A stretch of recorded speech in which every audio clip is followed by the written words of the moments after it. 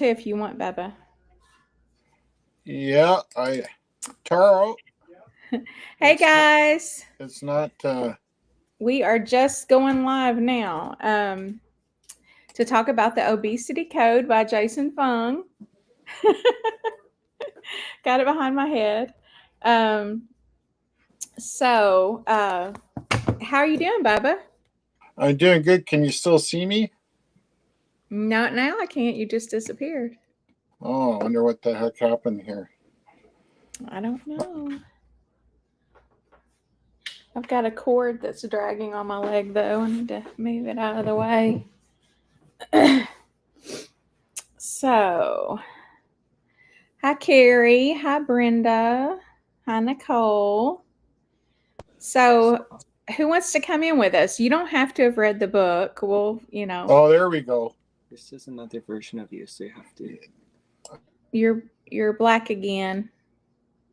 Hey, Carrie, do you want to come in? Brenda, Nicole.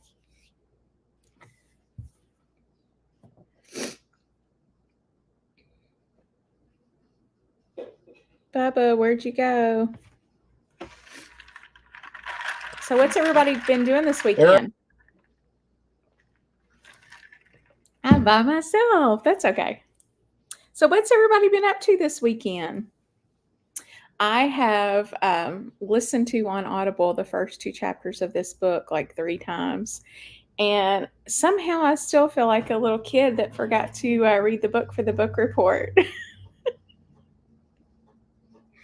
I don't know how that is. So, yeah. Hopefully, Bubba will come back so I can bounce some ideas off of him. Okay, hold on. Here he is. Ah, Bubba! There we are. We're not right. touching anything else. Okay. Carrie, come on in. My son said to me, he says, what's the worst thing could happen if you F up? I said, oh, you just go black. Yeah.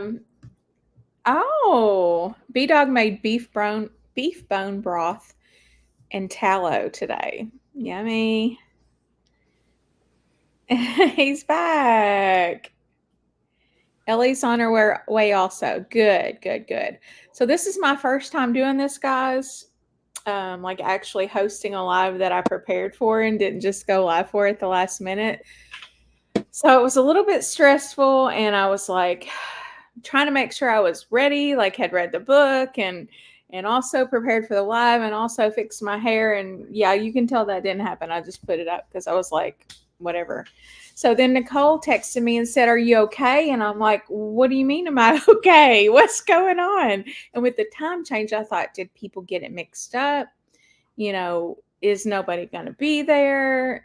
And, you just worry about stuff the last minute. So,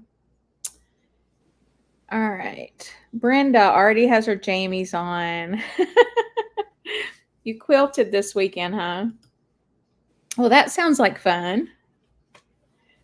B-Dog likes my spontaneous videos. That's good because you'll probably get mostly spontaneous videos from me.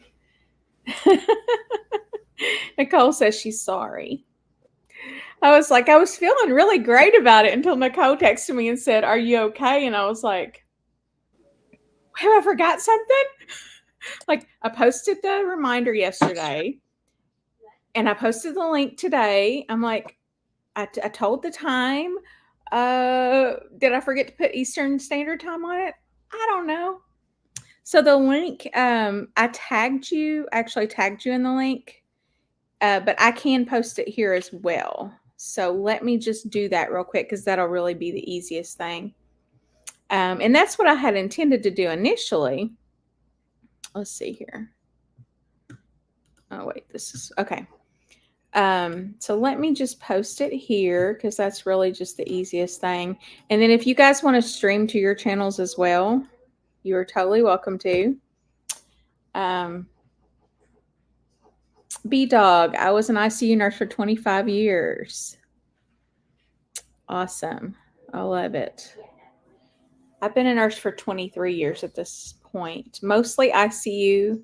Also did a bit of ER, and I was in the ICU pool for years. So I went everywhere, like ER, rapid response, ICU, recovery room, which is where I'm at now. When I came back, I did recovery, and open heart surgery recovery.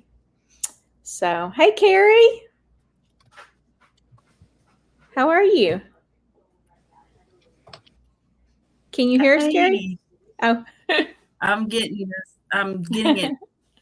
I'm getting it. And now I got to close the YouTube window. okay, yeah, because you'll hear. Yes, I we don't did that want echoes. yesterday. No echoes. Well, we were in a chat with about 10 people. So I thought, in my mind, I'm thinking, this is just a chat. This is not doable. I can't understand all these people because they're all talking at once. And then I kept hearing like things repeated. And I'm like, wait a minute, that's not just a chat. I'm hearing everybody's conversation twice. But I looked at everybody else's faces and they all looked normal. Like they weren't hearing what I was hearing. It was awful.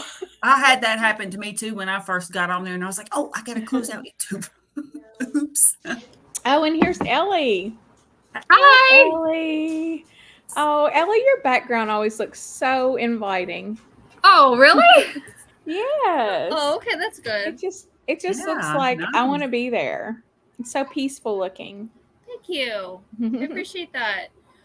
I've been running around, getting like editing, taking care of kids, cleaning. I'm just like, I'm a mess. So I read you guys, this is for people right here that understand the pain of trying to live your life, eat a decent diet, talk about it on YouTube, edit it for YouTube, then go back and change things so that people actually watch it, you know.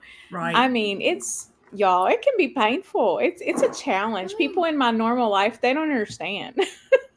But the thing is, you just start and then you just get better as you go. You learn more. I know. I mean, my first videos were terrible, and I figured they would be, but I just started doing them. And then, you know, I've got some people who like them now.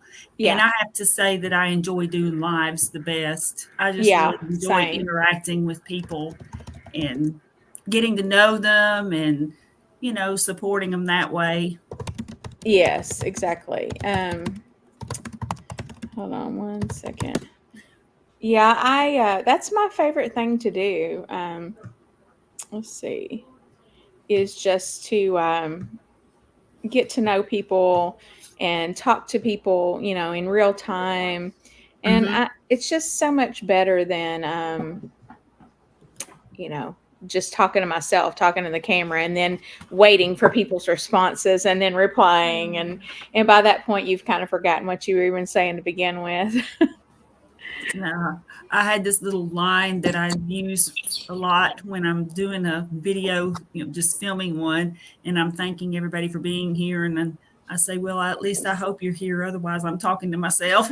Yeah, exactly. Exactly. Please don't make me talk to myself.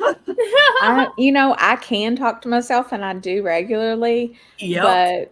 But yeah, it's probably better that I have somebody to talk to. Let's see here. I love the kiss poster. Yeah, that's actually this way. That's a blind. Yep. It's a blind. Oh, is it? A blind. Window. Yeah, it's a window blind. Oh, cool. That's neat. And then let's see, on this side, I painted. That's Eddie. I painted him back in 1984. There you go. So you're Eddie, Iron Maiden. Yeah, I took my son to see Kiss on their End of the Road tour, and I saw them in the Millennium concert in Vancouver on New Year's. I just went with my son. It was a week ago. Well, it'll be 2 weeks ago this coming Monday.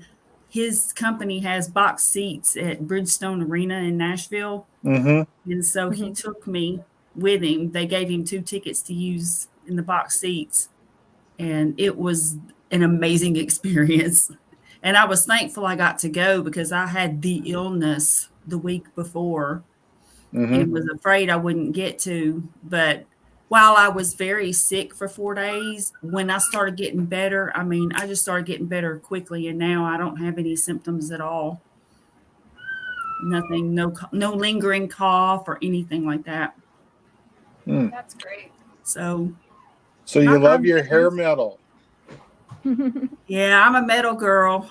Kiss is, I guess technically hard rock, but I love bands like Judas Priest and I go like for Disturbed, Candlebox. I mean, just hard rock / metal stuff. So here's I just want to say Merry Christmas, everyone. Merry Christmas. Merry Christmas. Merry Christmas. Happy to be here.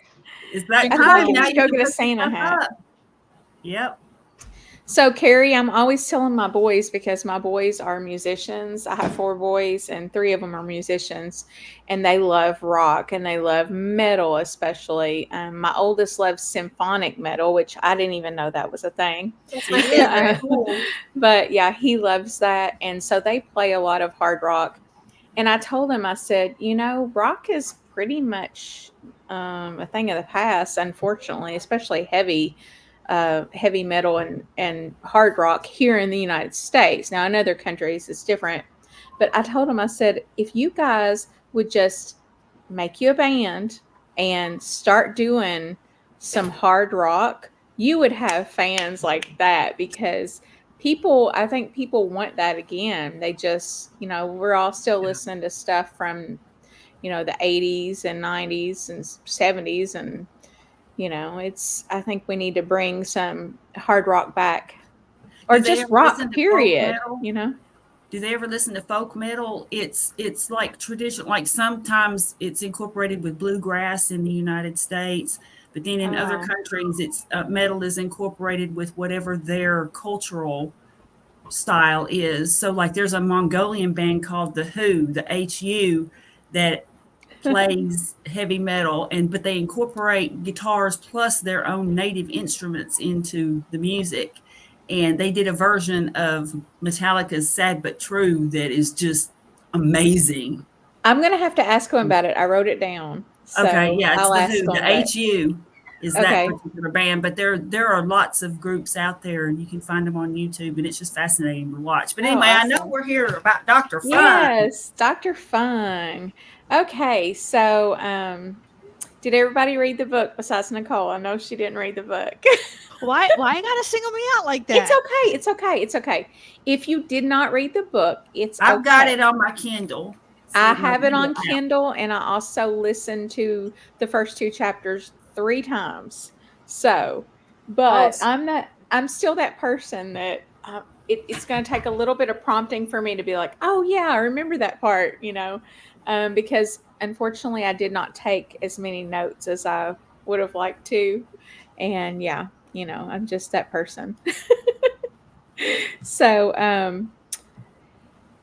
who wants to start out? I was just going to say, I felt like the first 2 chapters were setting you up with the mindset that things are not right. How you go about losing weight is incorrect. Yeah. And I thought do you want to start from like the beginning, or just like say whatever we feel? Like, I don't want to like jump around too much. I don't care. We can okay. This is a whole new world for me, so whatever you want to do. I thought it was really interesting when they were bringing up the study about the twins and how they were in like basically they were saying like environmental factors play a large role in being obese, and they actually noticed that it doesn't, right? Wasn't that the takeaway, that it actually doesn't? Yeah, that actually the genetics. Genes, yeah. And so I thought that was quite interesting. Yeah, I always bring it back to like how it makes me feel and like the psychology of it all, because that's what I really enjoy. And, being empathetic with people and treating people as a nurse, it makes me feel even more so than I have lately, that we are just not doing enough in the medical system. We're expecting people to make the right decision without enough information we don't even have the information. There's no consensus on anything. And then we're expecting people to just, oh, eat less and move more. Like, that's such a vague statement. And we're just throwing it out there. Meanwhile, most of us in the medical field, myself included, are obese or at least overweight. Some morbidly obese, unfortunately, and that's not to shame anyone. It's just to say that we don't have the answers. If some of us have them, we need to share it with the other ones. We're going by evidence-based medicine, and unfortunately, a lot of these nutritional studies, they're not so great because it's hard to do nutrition studies on real life people, and we're not rats. So, Yeah. I mean, last time I checked, I don't seem like a rat, but somebody might have called me one a time or two. I've never been a rat. Dirty rat. I got a question. Holy. Yes. Does anybody Nicole know with the sound effects. Does anybody know the history of intermittent fasting, where it actually came from? Nowhere. Any idea? I would assume that it's like biblical Religions. It's from the yogis. Oh, really? Yeah, they knew about treating cancer thousands of years ago by spacing their meal out. So the actual yoga diet or yogi diet was actually one meal in the morning and one meal at night with a 12-hour interval. Oh, wow. So it actually goes back probably a few thousand years. So really, it's nothing new. The way I think of it, and I think that's really interesting, is that when we were hunters and gatherers, I mean, you didn't get food every day probably. You were probably hunting for several days until you could get a kill, or you could, find some like roots or berries or something like that. Yeah. And so like I feel like that is like a natural way of intermittent fasting. Right? I mean, exactly. Without even like a conscious thought of it, but I think that's really interesting that they decided to do the 12-hour intervals. That's really interesting. So they were probably thinking like eating like half of the day, without food, and then would that 12-hour fast include sleeping, or was that consciously like during the day? Do you know? No, that's just throughout the day. I have no idea if they were napping or not, but there's an Indian mystic by the name of Sadhguru actually goes quite in depth in it. So, it's we got to think out of the box a little bit and look at different areas of, where you can gather information from, right? Yeah, for sure. Yeah. I think, let's see, what was I going to say? One of the most fascinating parts of the book to me was, well, it was along that lines, and I'm like,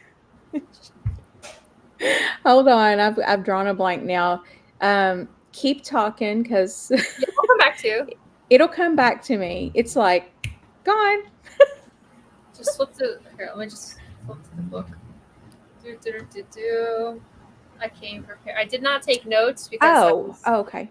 I know what it was. Oh, go ahead. It was along the lines of what he was saying, as far as, people in history, they would go for long periods of time fasting, and it's nobody's natural thing to be overweight, right? But he said that even people who were runners, who had like 5 to 11% body fat, could sustain themselves for 1 month without eating. Now, what does that say to you guys? I mean, I know I got a lot more than 11% body fat, so it almost makes me think that like our idea of the 3 meals a day thing, and this is kind of aside from the book, this part, I'm just, I'm just adding on, but the 3 meals a day thing, like, wow, that seems like really overkill when you think about our ancestors and how much work they had to do to actually procure the food, and then the cooking and the eating, and there was so much work around just basic living, and then all of the effort that went into that. So the energy expenditure, it's wow. I mean, it's almost like we need to find a totally different way to live in modern society. And it can involve 3 meals a day for us to be healthy, even with the ideal food, whatever that is. I don't know. Yeah, go ahead. I guess it depends why you're fueling your body, right? Depends what your exercise level is. Like, what are you actually doing? Right? Yeah. I was watching his video clip today about about exercise and things like that. When I was having a chat with my friend Nathan, we met up Thursday. We're talking about how we used to eat and train years ago, and the difference, the way people were viewing their nutrition, but yet they're going backwards the way it was, like the golden era bodybuilders, going back to drinking like unprocessed milk for the fat and the protein, the casein content, dropping your carbs to lean out, getting enough fat and actual protein to actually do what you need to do, right? Yeah. When would you, what time period would you say that was like how people were eating if they wanted to lose weight? Is that like 50s, 60s, earlier, later? Yeah, I would say that. I mean, Steve Reeves was one of the original Hercules, right? He's probably the last actual real drug-free bodybuilder. I mean, there's been some, certain people are genetic freaks. They might have an issue with myostatin, which allows them to gain mass and a lean body, low fat content, right? But there's a lot of we can learn from other sources. Like I was watching the Mr. Olympia yesterday and today, and these guys are just absolute freaks now on how they actually manipulate their diet, with things like insulin, the PEDs, the actual volume of food that they need to consume to carry that type of mass, and what they actually do with the carbohydrates for it to allow as an entry point into the muscular structure, right? It's quite the science. And I think there's a lot to learn from that. Also, is like, what you can build up, you can break down, and just the removal of the carbs is it's just where the fat goes, and watch your timing.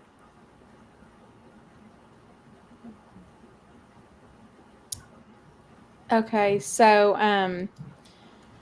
one big takeaway also for me was that I had no clue that in the 50s, they knew that sugar was basically the bad guy. They knew that excess carbs and excess sugar was causing us to be overweight. And somehow, well, actually, I know how, because I listened to the book, and he told about how there was a politician. Let's see here. What was his name? Let's see. It actually sounded like during the McGovern hearings. Yeah, it's McGovern. Yeah. Mm-hmm. So he is the one that basically brought about or that introduced us to, he made this the common practice. And I had no idea. I'd never even heard that before that I recall. But that if you ask anybody's grandparents, and I assume he means people his age grandparents, so that would be probably close to my age too. Our grandparents knew that, oh yeah, if you eat too much sugar, it'll rot your teeth out. If you eat too much sugar, you'll get fat. But where did we lose that along the way? It's McGovern basically, as a politician. In movies in the 70s and 80s even, which I'm probably a little older than you. I'm 57, but I remember seeing that the diet plate, like, if somebody was on a diet in a movie or a TV show, it would be cottage cheese, hamburger patty or two, and then lettuce and a tomato.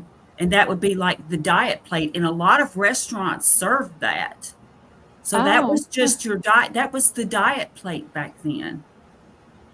Yeah, it's amazing. I've seen these changes. I was on the tail end of when, the old way was disappearing and the new way came in. Yeah.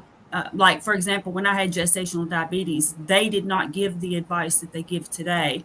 They told me to stay away from all the white foods, bread, sugar, potatoes. And at that point, I was like, what's there left to eat? Because I didn't realize those things were carbohydrates. I mean, I knew sugar was, but anyway, that's about, but my point is, I know because I've seen it. It hasn't always been that way. And I remember as things changed. So it's really it's creepy, and it's disconcerting how it happened, because there's a lot to that McGovern hearing. And let's see, Nina Teicholz goes into that in her book, and I believe Gary Taubes does in his. There are some that go into it in more depth than Dr. Fung did. I mean, I understand he was just giving a synopsis, but if you really want more information about it, and so does Tom Naughton. He did all the Fathead movie and stuff, and he has a video about that too. Yeah, very interesting, and it'll piss you off too. So who wants to kind of go through that real quick with us? Just introduce everybody to the McGovern, what McGovern said and what he did. I can find it in the book here and look at it. And yeah, I mean, basically what he did was he told, there were two groups of scientists, and actually in 1977, they didn't agree. Even then, they were arguing over this. And he just basically said, poop or get off the pot. Y'all just need to come to a consensus. And then they didn't. And he said, they were still arguing about it. And he just was like, we're going this way with it. And it was like a flip of a coin, and they just picked the wrong side. And the person who actually outlined the guidelines was vegetarian. So there was Is that McGovern? No, it wasn't McGovern. He might have been a vegetarian, but it was not McGovern who actually wrote it was somebody else. There's a lot of depth, a lot going on. Yeah. And the pyramid was changed several times. There was a woman who actually had designed the pyramid, and initially there were a lot less carbohydrates on it, and it somehow morphed into what it became. Lobbying. So it's changed every 5 years. The nutritional committee, whatever, the geniuses meet every 5 years, and that's why it's changed so often. It's not for health. It's sugar is the biggest lobbyist on the Hill, but it's set to every 5 years they meet, they reconvene, and then they talk about the food. My Plate now, the food guide, but that's why it changes every few years, because it's supposed to be every 5 years. This last change to My Plate, I think there was a delay. It was actually longer than 5 years. But yeah, it's all lobbying. It's all money, and it's all agriculture, because they're the big spenders. And that's why you've seen the food pyramid, or My Plate, whatever you want to call it, change so much, to where it's like meat is like the smallest fraction, whereas in the 70s it was 70s and prior, it was it made up the base of the pyramid. Now it's grains and sugar, but that's why it's all run by the government, and every 5 years they have an opportunity to lobby the increasing of their products and all that stuff. So that's just a bit of me geeking out a little bit on why it's changed every 5 years. That's true. It does. But in the beginning, though, like even when they first did the food pyramid, there was a woman who originally put it together, and somebody got a hold of it before it was actually released out and had changed it. So it was already changed in the beginning from the original intent. So the whole science wasn't settled at all. And But this is a fascinating book. I got this at the Goodwill. I love old books. This is from 1968. And there's information about that stuff in here. And the argument was very well alive, where it was talking about saturated fat versus sugar. And it has information about that. And I've done a couple of videos about some of that stuff, but it's fascinating reading when you get into it. So they all act like the science is settled. It never was, and it still isn't. I think it's fascinating just how far back it goes. I'm looking at this right now. I went ahead and bought the Kindle version so that I could kind of have a reference as we're talking. But the whole calories in, calories out model and how that came about. But prior to that, it says, let's see here, this guy, Jean Anthelme Brillat Severin, I probably butchered the heck out of that. 1755 to 1826 was when he lived. And he wrote a book called The Physiology of Taste in 1825, where he wrote, the second of the chief causes of obesity is the floury and starchy substances, which can make the prime ingredients of his daily nourishment. So in the 1800s, that was the early 1800s, Yes. we had information that the floury and starchy substances, aka what converts to sugar very easily in our bodies, was causing people to be overweight. And there wasn't an epidemic at that point. There were just a few people here and there that were getting fat. And that was way before any of this problem with us. And then several decades later, William Banting, who lived from 1796 to 1878, we have all heard of the Banting diet. He was actually an English undertaker. And I found that fascinating that it took an undertaker who not only deals with the patients, but sees their bodies, sees why they died, what they died of, comorbidities. Like, he's putting the whole picture together, and he's seeing people at literally the worst stage of their life and in their death. And so he wrote a pamphlet called Letter on Corpulence, addressed to the public, which is actually considered the world's first diet book. And in his book, he recommended low carb, and he had used it on himself. And he had gotten from 202 pounds at 5 feet 5 inches, I think. And he had lost, quite a bit of weight. It just amazes me that, like, we had all this information, and then we're pretending like we don't know, like, just because we don't have the big studies and stuff. Oh, well, we don't know. I mean, just basic generalizations is all we give people when they come to the doctor.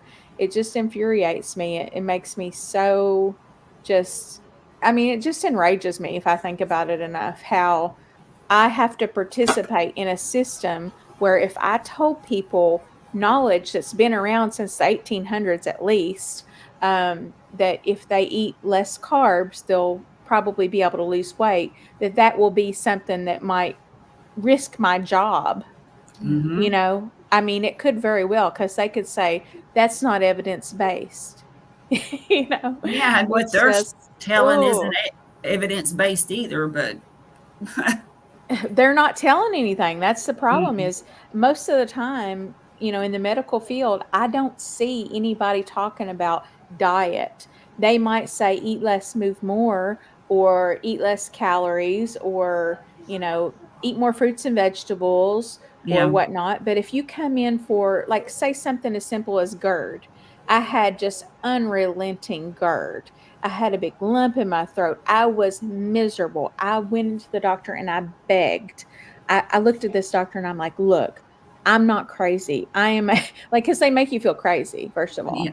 I'm like, I am one of you. Please help me. And I was literally crying over GERD, it's just, it's very uncomfortable. Crazy. And then exactly. And then what they told me was, well, maybe we'll have to do an EGD on you.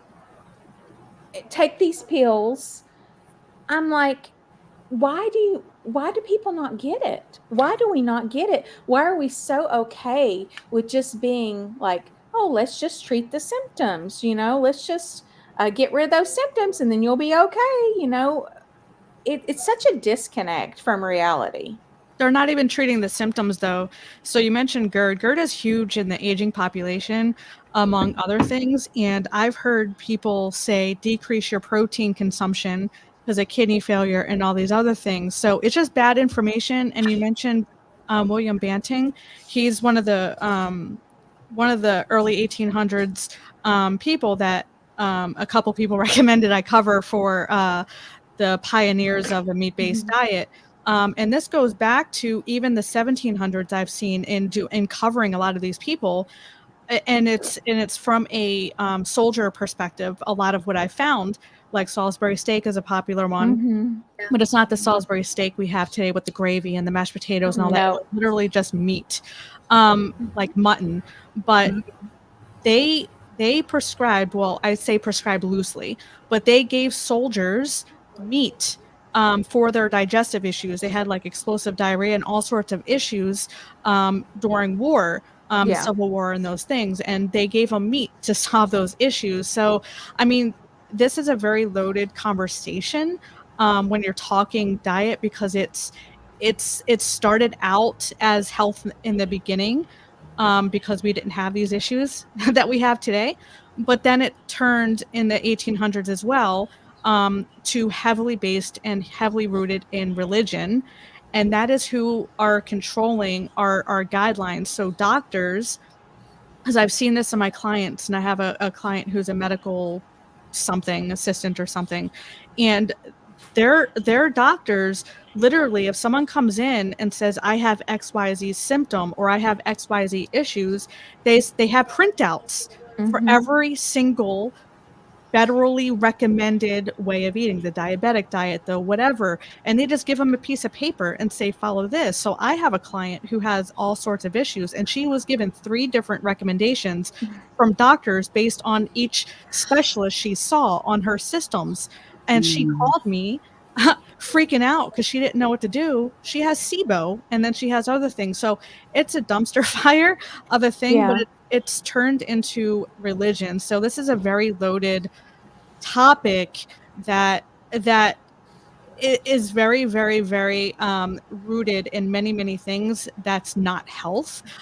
So this conversation can go very many different ways, but as it stands now, it's religion controlling our dietary guidelines and what we put into our bodies, and what these doctors are prescribing their patients that are causing more and more issues. So it's a number of things that are affecting it. But I just wanted to interject because you mentioned GERD, and I know, I worked with seniors for a good 8 months of this year, and having people, medical professionals, recommend fiber because they have a lot of GI issues once you get of that age. And they're like, if you can't take in fiber, let's give them liquid fiber. So it's all about the fiber, which is exacerbating the issues. So it's a huge problem that we're facing. That's very multifaceted, stemming from very many different root sources. And I think one of the problems is we don't ever give dietary advice until people have a problem. Like when my children go into their doctor asks them, how much are you eating? What kind of foods are you eating? How many cups of milk are you drinking a day? Are you getting enough sleep? All these questions. But yet in my yearly visits, if I just look at them and say, I'm fine, everything's fine, they don't ask me any of that stuff. They don't say, what types of food are you eating? Are you having any problems with your digestion? They don't ask any of that stuff. They do their little labs. They, basically look at me and ask me, have I fallen lately? And just all those ridiculous questions that we have to make sure we check all the boxes, for all of these just things that are required by the government, essentially by Medicare. But yet we're not really saying, what we're not really giving recommendations on a type of diet. And then if they did give recommendations, like Nicole said, it would basically come back to something that is based in a religious sector, which is, the Seventh-day Adventists that have, highly influenced our nutritional guidelines. But yeah, it's just a big old mess, and I know there's no simple solution to it, but man, we need something. We need some real changes in the way that medicine is practiced, and the way doctors and nurses give advice, because I don't like participating in that. I want something better. I think that's great. When I was morbidly obese, I was 240 pounds and I was miserable. And I went to my doctor and I was like, what do I do? What can I do? Like, I'm so, like, I've tried working out, I've tried dieting, I've tried this and this and this.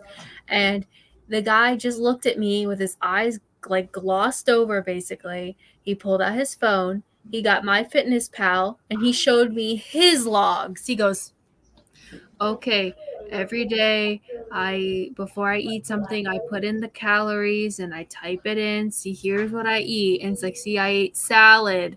I ate this and this and this. And I was just like, oh my God.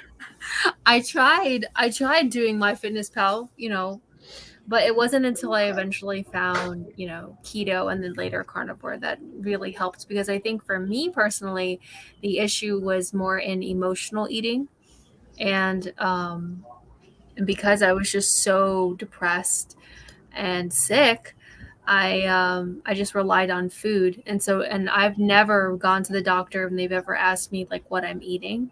I think the closest you get is when you fill out the paper when you're going into the office and they ask you if you smoke or drink. like it's like the closest. There's no question whatsoever about nutrition. So I agree with you. It's pretty infuriating. Okay, so everybody, real quick, Arlene has asked what everybody's channel names are. If you'll change your name on the screen, like I did, to reflect what your channel name is, what you're at. You know what I'm saying? Like, you can have your name and then at whatever, and that'll be your channel name. Also, Arlene, we will put everybody's links at the end. I changed mine in the chat.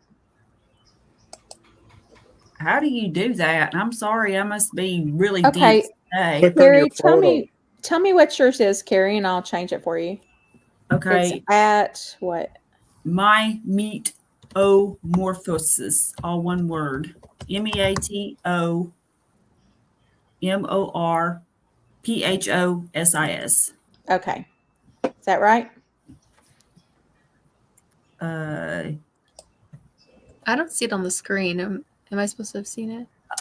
You'll see it beside the person's name. Bubba, yours is at Robert _ Bubba _ Baker. Okay. All right, y'all see it now? It looks like it's right, but I can't see all of mine because I guess it's so long. I mean, I'm looking on the minimized screen. I'm not sure where to look at it anywhere else. Oh, people can't see our names displayed when there's a comment on the screen. So once a comment's off the screen, our names will be displayed. Yeah.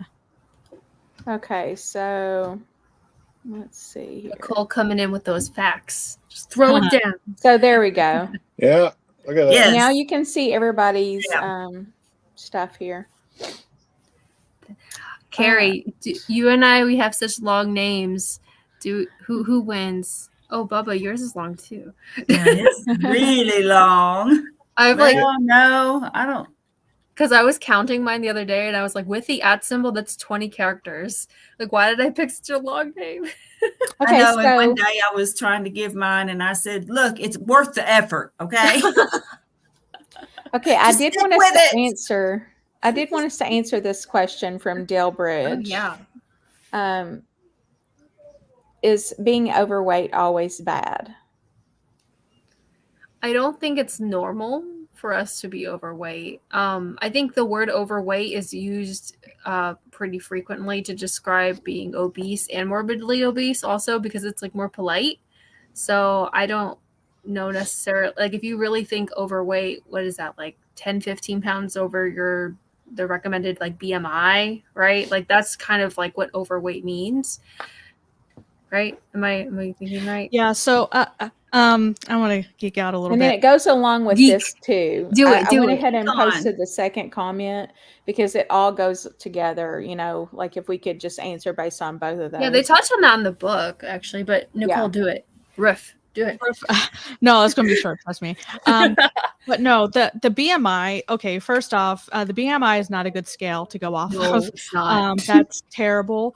So I would just throw that in the trash along with your scale, in my opinion. But when it comes to being overweight, the term overweight and how we see body weight has been so skewed, because what has happened is we have men who weren't the way they are today, like supposed to be like the ideal look is very muscular, very lean, all that stuff. And the same with women. Women are the perfect ideal woman is supposed to be very lean, very skinny, like Betty Boop and all that, right? But when you really think about it, Marilyn Monroe, right? She was actually the ideal woman, because what happens is, because our idea of what is skinny, overweight, obese, and all these things, and how we're supposed to look is so far off from what is actually natural. And I say that because the way women are depicted, being a woman, I'm going to pick on women. The way women are depicted is the Betty Boop, right? The big chest, the tiny ass waist, and just like it's so unnatural. And a lot of women lose their menstrual cycle or are close to losing their menstrual cycle. Like our hormones tank even more than what's natural. Women need a healthy amount of body fat. Being extremely skinny, especially for women, is not healthy at all. Women need to look more like a Marilyn Monroe naturally to be healthy, to have balanced hormones and all that. So it's very unnatural the way we now see health and body image. And the same with men. It's not good for men to carry around that much muscle and be lean all the time either. It's a stress on the system. So I just want to put that in perspective as we answer this question, because the way we view weight and health is not, in my opinion, it's not biologically normal or natural. But yeah, and then that goes genetics as well. So, people naturally have a certain body composition. So I can never be like the hourglass because I have wide hips. I'm more like that. So genetically, yes, you're genetically limited as far as how skinny you can be without being in the hospital and how much muscle you can put on. But what looks healthy and what looks natural is not a true depiction of how it's supposed to be naturally. Do you want a guy's opinion? Sure. Go for it. It kind of reminds me of a story. A couple years ago, and I guess this all depends if you're doing online dating or not, right? But anyways, I go on this dating site and this lady starts messaging me, and I'm a big guy, and we start talking on the phone, and she says, she says, are you wondering why I started sending you messages and I want to meet you? And I said, I don't know. I said, why? She says, I'm kind of into this Chris Farley thing, she says to me. And I was talking to my buddy Doug, and he's the president of one of the motorcycle clubs, and he says, Robbie, he says, you got yourself a chubby chaser. It's not really that funny, but that's funny. It's kind of funny. But Everybody has their type, right? That they everybody has their type. I don't know. Maybe. I guess it depends if you're either on Facebook dating or Tinder or whatever the hell it is, right? But no, it's not really healthy to be overweight because your engine is pumping more blood out and it wears out quicker, right? So it kind of is what it is, but I think it really comes down to, I don't know, thing that keeps popping in my mind is I know who I am and I know where I'm at and I know what's not healthy. So I have to put myself in the mind frame that I'm not going to allow, the food pyramid or the government or anything take control over my life and how I am. It's really up to me. So we have to take responsibility for ourselves because if we don't, then it's just like going to the doctor's office. People just want to be told, right? They don't have a mind of their own, right? So where does the responsibility begin and stop, right? So, if I want to go back to the chubby chaser thing, but if I want to have a better quality person in my life than that, then I got to do something at least about my appearance realistically to attract a better quality person. I mean, people are very judgmental and very superficial, right? So it kind of is what it is. Yeah, from my understanding, I think a lot of it comes down to, like, if you want to just talk about like attraction between people, I think it's like you want to know if that person is healthy enough to have a baby with. Like, we don't think, like, a lot of, as you're growing up, you're not thinking, okay, I want this person will have healthy babies with me. But it's just like you can, like, sometimes you'll when you're younger, you'll date somebody and they're like, oh, they're really nice, but I'm just not like into them. Feel like they're a better friend. It's like, well, there might be something like genetically that's not going to align, even though you get along really well. And like that kind of happened to me. I had a guy friend, and we got along great, and I loved him to death, but there just wasn't, and it's not like he wasn't attractive, like it just wasn't there. And for me, and then when I met my husband, it was like, oh, that's the one, Like, so I just think I don't know. So, I was wanting to bring like a part of the book into this. The book. This is a book. The book. Oh my gosh! Wow. I'm just kidding, but this kind of plays into it. Okay, first of all, I think there is great variation with relation to genetics as far as like what could be considered healthy. And I think that some people, even though they're skinny, they're not necessarily healthier than a person who has a little bit of excess weight. But then we're like, I tend to talk more about like obesity, like when I'm thinking of the health implications. That's when you really start to see most of the health implications. But what it says in the book is that on simple reflection, it says prior to puberty, boys and girls average the same body fat percentage. After puberty, women on average carry close to 50% more body fat than men. This change occurs despite the fact that men consume more calories on average than women. Why is this true?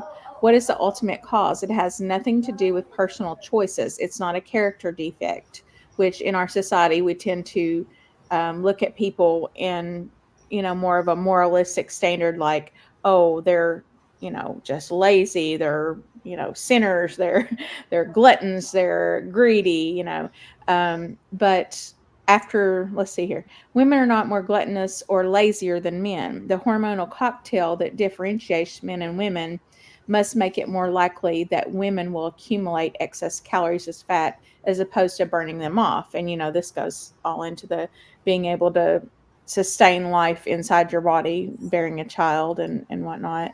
But yeah, this is it's just fascinating to me that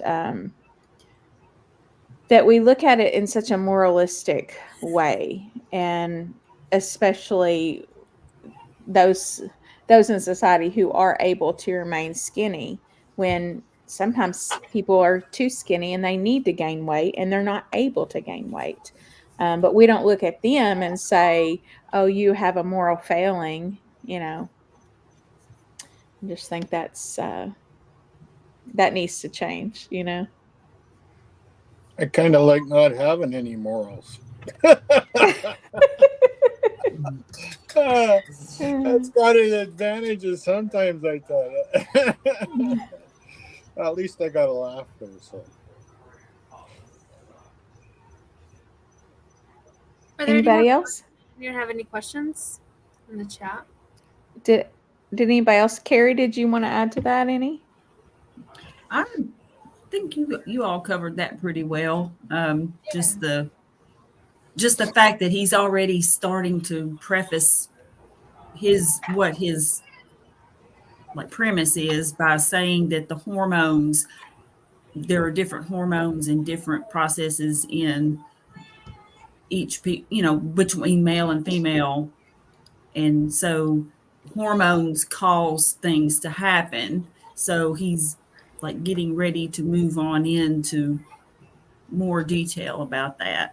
Yeah, they cause things to happen, but also your diet affects your hormones. And the reason I said women naturally need to have more body fat is because it will affect your menstrual cycle, your ability to birth a child, like because of our hormones. So we need that extra body fat to support our hormonal fluctuations and balance. And a lot of women, when they go too low, they do have trouble conceiving. There's a higher percentage of women who struggle to conceive children than ever before currently, because of, yes, diet, but also because of this idea that we have to look a certain way, and we're going too far on the weight loss and being like too skinny, as Kim said, that we're not properly supporting our hormonal balance. And I always pick on women because we are more hormonal, and we do have the cycle, and we have things that men don't have that affect us more greatly. If men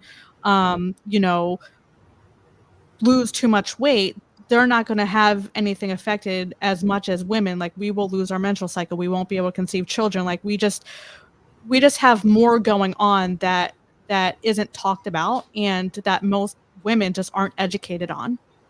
And also, I just want to interject that I've seen a lot lately.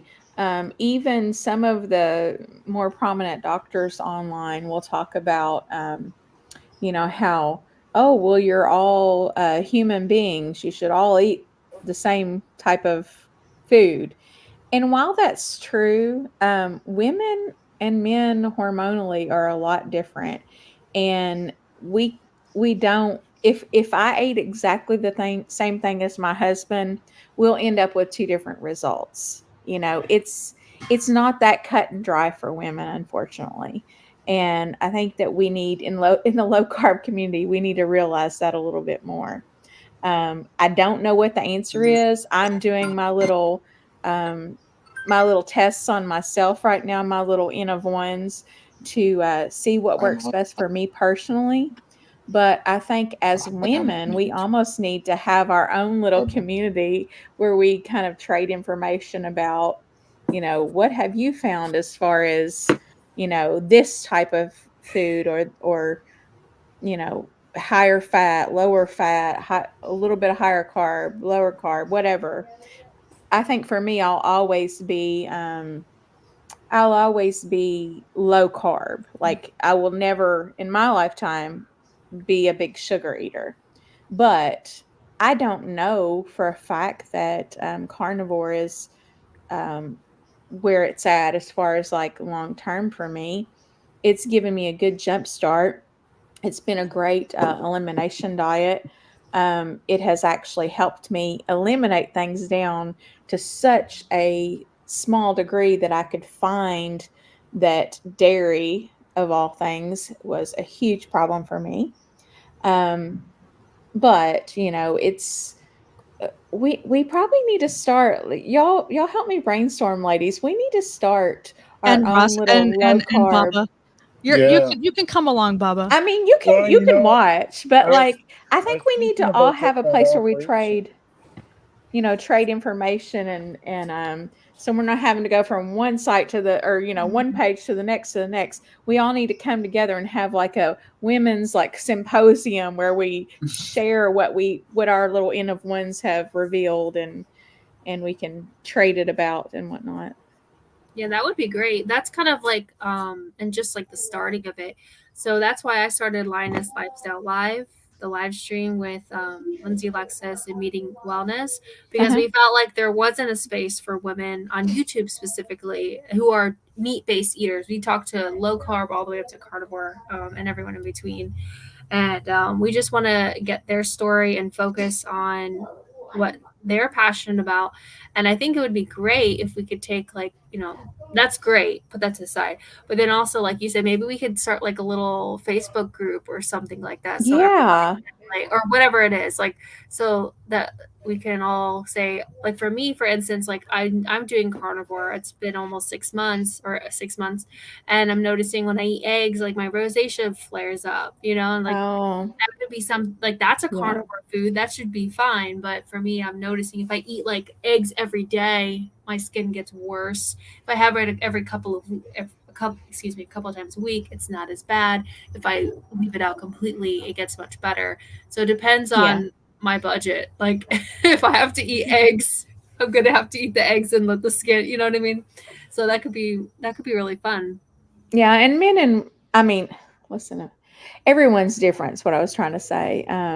As far as the little experiments that you have to do on yourself and whatnot. And I also run 2 pretty big Facebook groups that are unrelated to carnivore. So I might consider taking on a 3rd. They're not that hard to get up and get running. They're pretty that'd be fun. Pretty automated once you get it up and running. I would definitely, if you want to do that, I'll get a Facebook account, because I got rid of my personal one like several years ago, because there's just the people just like it's too ugly out there. The only thing I do is YouTube, and that's just to basically watch video. And it's social media, but it's not. Yeah. No, I do have a Instagram account, which is in its infancy, but those are the only 2 things I have. I never had a Twitter account, and I got out of Facebook 3 years ago because it just you would even like take stuff, like you would unfollow or just whatever, and stuff still somehow ended up in the middle of your feed. And you're like, I thought I eliminated all this crap. Or here, we suggest this for you. And it's just something that would totally piss you off. And I was just like, I'm done. I'm out of here. It's like, here, be friends with your ex-husband. No, thank you. I'm very aware that he's out there.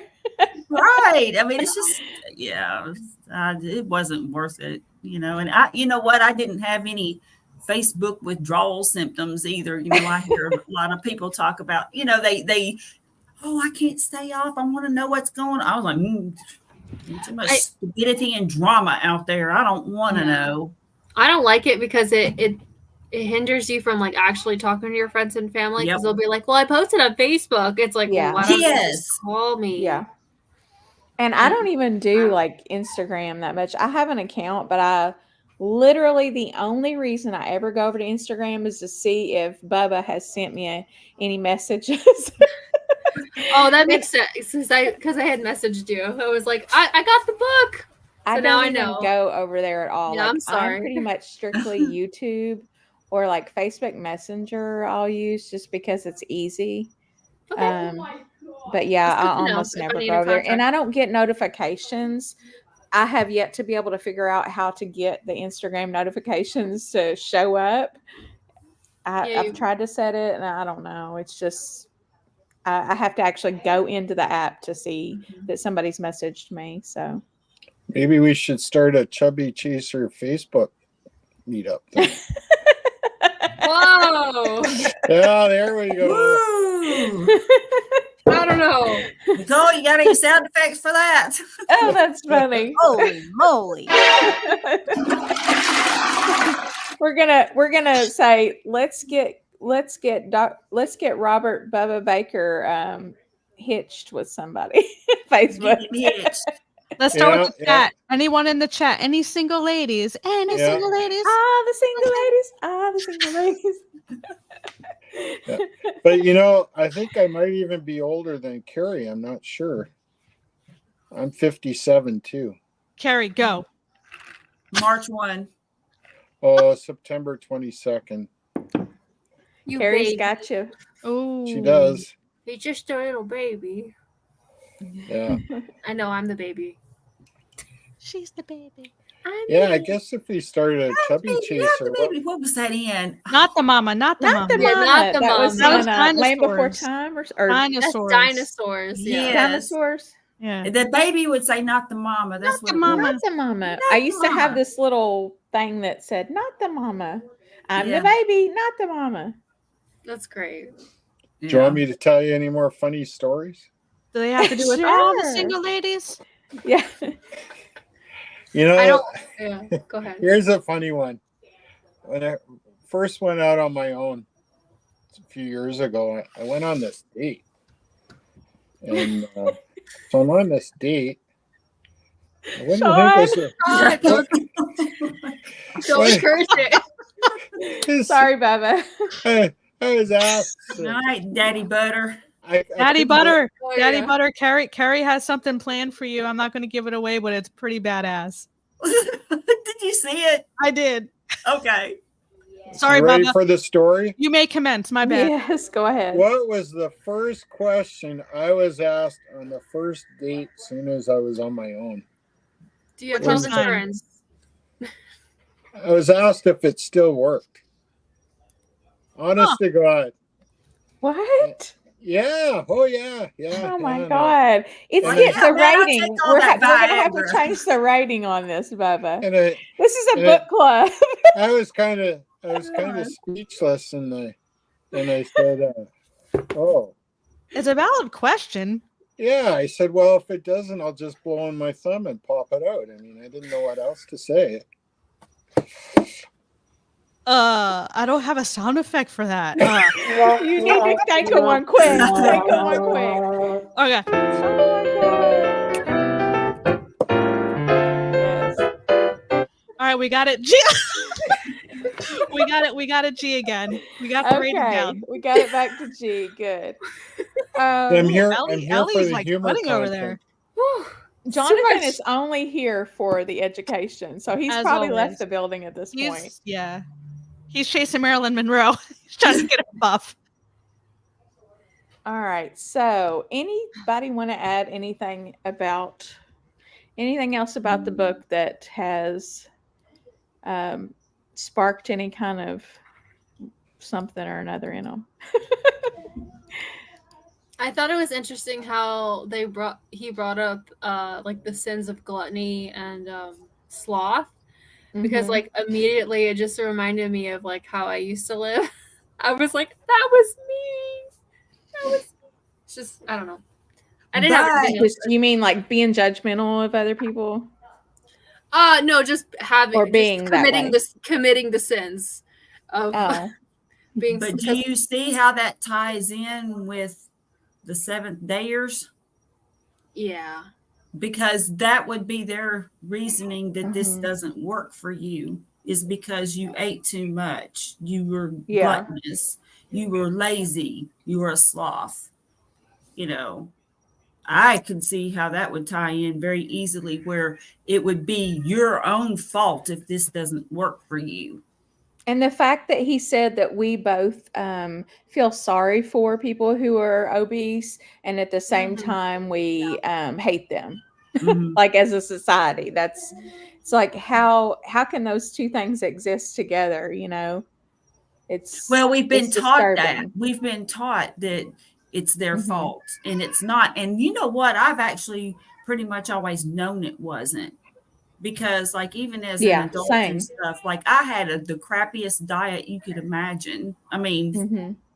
I didn't eat that great of a diet growing up. Now, we did not have most of the junk food and stuff that my mother wouldn't allow junk food in the house, but like in my late I'll be right teens back. and 20s, man, my diet was terrible. Yeah, mine And too. I I hate was to skinny. interrupt. Russ is backstage. He sent a message. Oh, I don't see him. Oh, he was hiding. I had to scroll. Okay. Oh, Hi, All right, continue, Russ. Hi, Carrie. Russ. Oh, No, listen.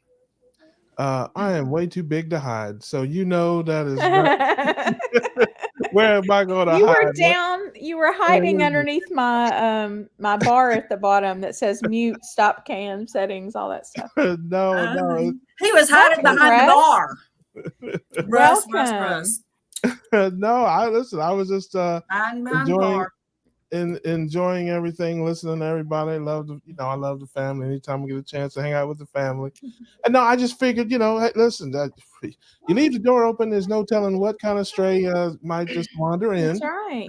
So I saw. Hey, we always welcome strays, and yes, you have a history of picking up strays by the side of the road. I do. Yeah, we'll love you. So yes, I got to hang out with my girls and of course my man and Bubba. Bubba, yes, girls and Bubba.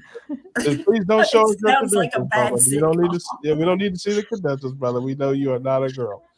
But okay, talking about some key points tonight, and I don't want to interrupt. I'm a guest. Don't want to disturb the flow. But hi, Russ. I wanted to pop in and say, hey, good to see everybody. I think I was on with. Carrie, were you in John's stream a couple days ago? Yep. I can't remember. They blend together, don't they? But it's all fun. All the weed, yes, all the weed I smoked just messed my mind up. Yeah, that and hiding behind them bars. No telling what you yeah. Actually, I don't smoke. Listen, I smoked one joint in 1985. That is the only marijuana I've ever had in my life. So, that's that is the truth. But I do think. Oh, go ahead. Sorry, the butter had a comment here. Sorry. The ladies will be after my butter. Oh, actually, they just might once Mary figures it out and finishes it up. Okay, so bringing us back around to the book. So I feel like we've gotten to chapter 2. Okay, so chapter 2. I'm just going to read the headings, and that way maybe it'll spark something in your mind. But it was about inheriting obesity, nature versus nurture, the thrifty gene hypothesis, which ironically does not mean that you like to save money. Let's see here. What else? I love your story. And that was pretty much it. That was a short chapter. So, so that's, I guess we covered a lot of that, but the fact that childhood obesity is associated with a 200% to 400% increased risk of adult obesity is mind-blowing. Yeah. And like you were saying earlier, Carrie, I have always known, I think inherently we know a lot of things to be true, and we don't know why we know them, but it just feels right. But I grew up very similar to my best friend who lived next door, and she was overweight as a child, and I was very skinny. Okay. Strictly genetics right there. Okay. I did not become overweight until probably my 30s, whereas she just struggled her whole entire life. And it just, once it started, in childhood, it just carried on. And so anybody want to take that and run with it? Yeah, I was just going to say, because I was always very, very thin, and my weight would fluctuate by a few pounds, but not very much. And so people would say, oh, you must really work out. You must not eat a thing. They would just make all these comments to me. And those are ugly too, comments. Just as well as making comments to an obese person, making comments to a super skinny person like, oh, you need to eat cheeseburger. Yeah, but a lot of times, especially in later years, just at work and stuff, though, people would say it in a way that's like, oh, you're so disciplined. Like they were giving it to me as praise. Yeah. And then when I started eating low carb in 2015, for example, well, you don't need to eat that way. You don't need to lose any weight. You'll dry up and blow away. What are you doing? You're already so good. And, and I'm thinking to myself, I really wasn't doing that much. I would walk to and from the train station but I wasn't like just lifting weights and just doing all this stuff, chronic cardio and things like that to stay thin. It wasn't like that at all. But then I knew people who worked their butts off. They worked out, they did all this stuff, and they ate what they thought was healthy, and they just couldn't, it didn't help them. And those were the kind of people, and I felt bad. I didn't want to tell them, well, y'all, I'm not really doing any of that stuff. Yeah. But then at the same time, I didn't want to say, no, I'm not, or yeah, I am. I didn't know what to say. I thought they were being nice, but it was awkward. But it's unwarranted. Like the whole time I was skinny, I would eat like a grown man, I mean, I ate so much food, it was ridiculous. And there were women back then that would tell me, oh, honey, that's going to catch up with you one of these days. And I was like, oh, I've heard people. No, it's fine. Like I eat like this all the time, And it did. It just took a long time. Hey, Brenda. I think a couple of things. I think your original question is different than what we're talking about now, but that's okay. To just piggyback on what Carrie was saying, ketogenic people are pigeonholed as a weight loss program, not a total health and wellness program.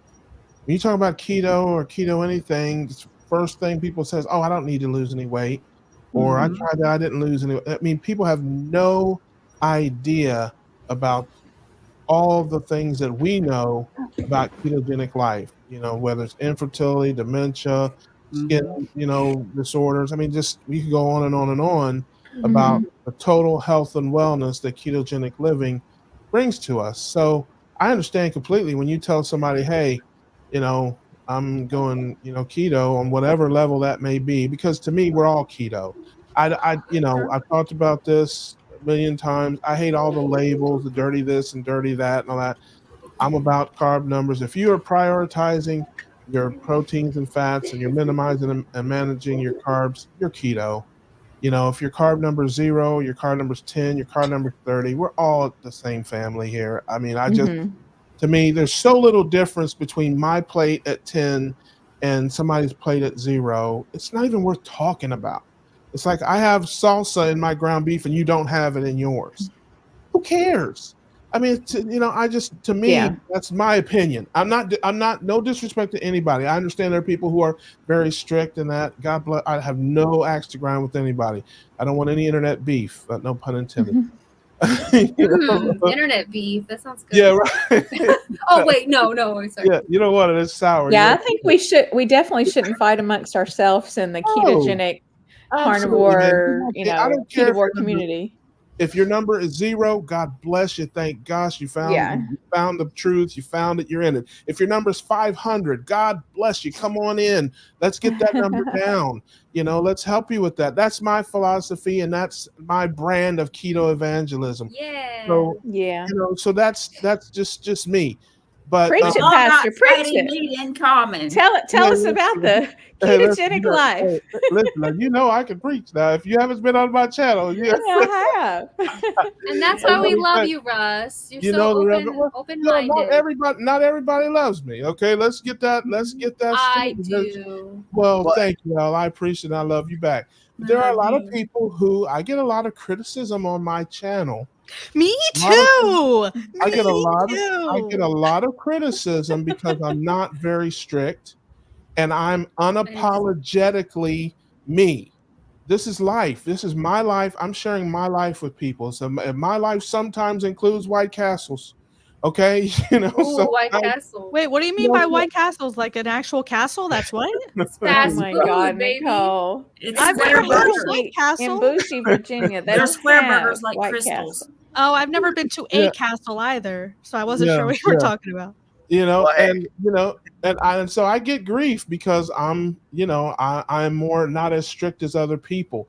I think it's all important, but there's levels to this, man. I still look like the before and after picture. Okay, I'm not worried about autophagy and all that stuff right now, man. I'm just trying to get through the day. Yeah, you know what I mean. And sometimes it's hard to do that. Sometimes it's hard just to make it through the day without having to worry about all the rest of it. I hope someday I get to the point where I can worry about that kind of stuff. I hope to one day get there. But like I said, I'm still in the struggle every day. I'm still, you're talking to a guy that used to eat between 600 and 1,000 carbs a day. My number now is 10 to 15. Are you kidding me? You think I'm going to be complaining about That's that? beautiful. Nicole, give us a I'm not. Okay.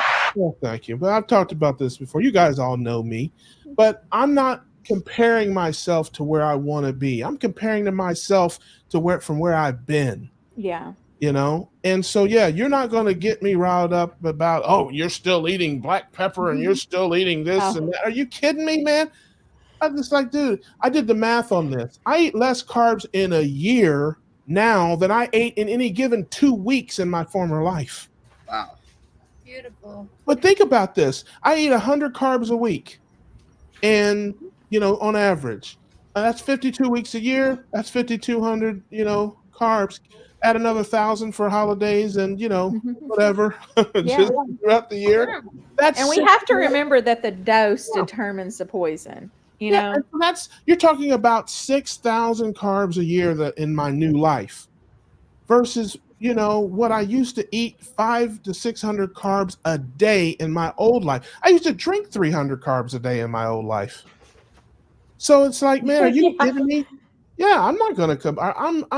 I'm still in the euphoria of not. Look, I don't mean to dominate, but sometimes you got to get to preaching here. I don't know what the number is.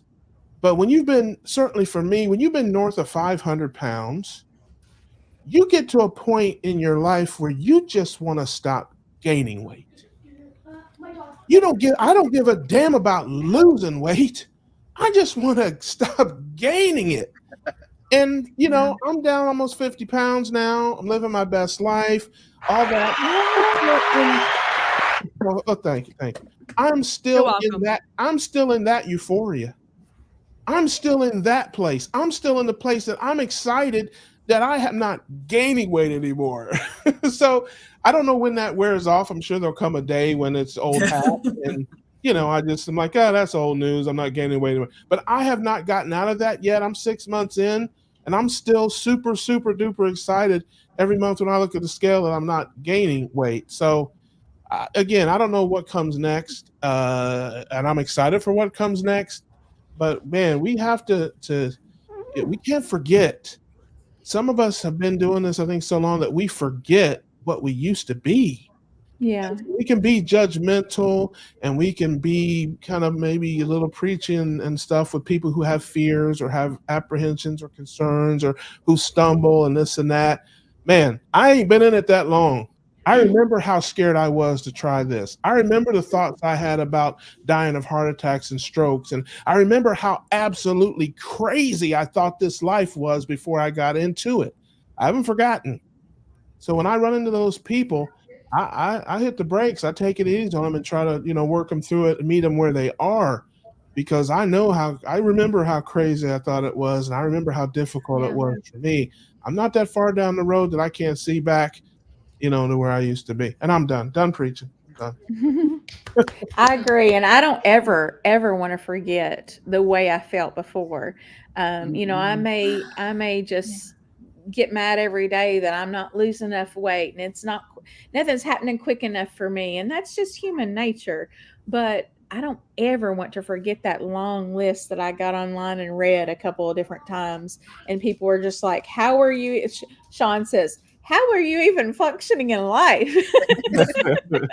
It's because I have forgotten a lot of that now. I mean, when you don't have to live with those constant symptoms and that constant feeling like garbage, you don't realize, you don't remember, you think, oh, well, maybe I could just add a little this back or add a little that back. And I need to stay the course right now, and I mean, I'm not dogmatic about any of it. I don't care what you do. I don't care what you do. You.